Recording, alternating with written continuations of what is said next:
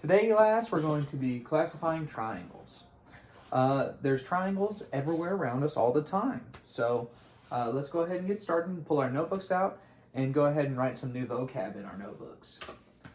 So today, the vocab has to do with angles because there are angles in all the shapes, including triangles. So first we have an acute angle. An acute angle is an angle that measures less than 90 degrees. Then the next vocab word is obtuse angles. An obtuse angle is an angle that measures greater than 90 degrees. And then we have a right angle. A right angle is an angle that measures exactly 90 degrees. Can anybody look around the room and point out examples of any of these angles? Yes, that's true. The corner of a room would be a perfect 90-degree angle. All right, I'll go ahead and give the students time to write in their vocab. All right, everybody pay attention to this new chart. And go ahead and, if you'd like, I'll leave this up long enough for the children to write a one-to-one of this chart in their notebooks for future reference. All right, class, so these are the different types of triangles. So the first type we have is acute. An acute triangle is a triangle where all three inside angles are acute angles. So the triangle has three angles on the inside, and all of them are acute. So is each of these angles greater than or less than 90 degrees? Right, less than 90 degrees. These are all acute angles. This is an acute triangle. The next type of triangle that we have is an equilateral triangle. This is a triangle where all three sides are the same length and all three angles are equal. Get.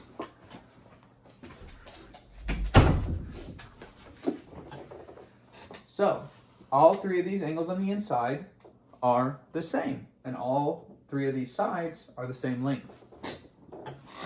All right, so then we have an isosceles triangle. An isosceles triangle is a triangle where two of the three sides are the same length, and two of the three angles are equal. So in this example here, we have two sides that are the same length, and one that is much shorter. Well, then we have two angles. By definition, these two angles are going to be the same, and the top angle is going to be different. Then we have obtuse triangles, and this is a triangle where one inside angle is an obtuse angle. So you see here, these two angles look to be acute, and this angle looks to be greater than 90 degrees. So can anybody tell me why there can't be more than one obtuse angle inside of a triangle? That's great. Okay, then we have saline triangles. This is a triangle where no sides are the same length and no angles are equal. So all three of these angles are all different on the inside here. And all three of these sides seem to be different lengths. Then, the easiest one, we have a right triangle. And a right triangle has one right angle. Can anybody tell me why a triangle can't have more than one right angle? That's also right. Just like in the obtuse, we cannot have any angles that equal more than 180 degrees. Good job. Next, let's look at some real-world examples of triangles and try to identify them. Does anybody know what this is? I figured everybody would know what that is. That is a Dorito.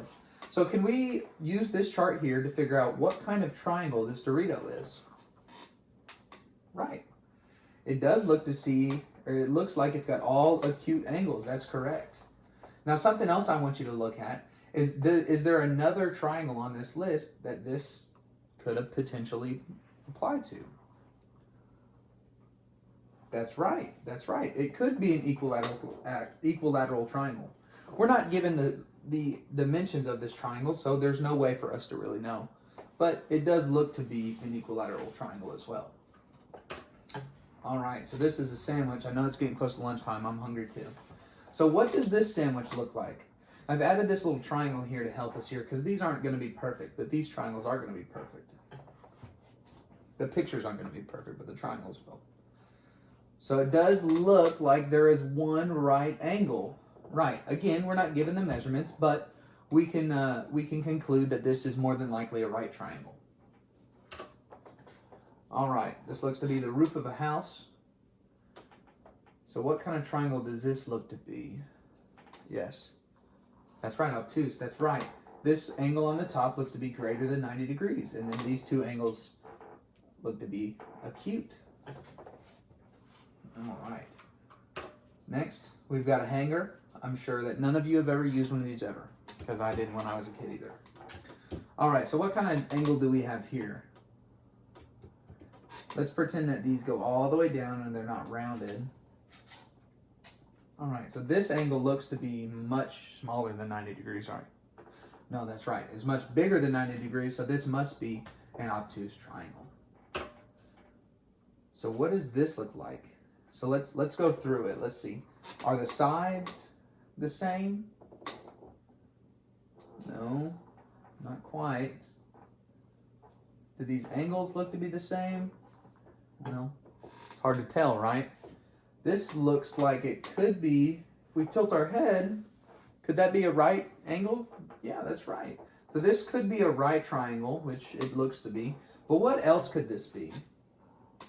A scalene, that's right. This could be a scalene triangle because none of these sides are the same, and we can assume that none of these angles are the same as well.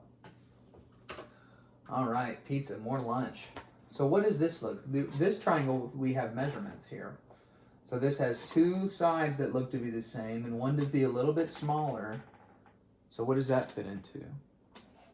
Right, isosceles. That's correct. This would be an isosceles triangle. Last one, the pyramids.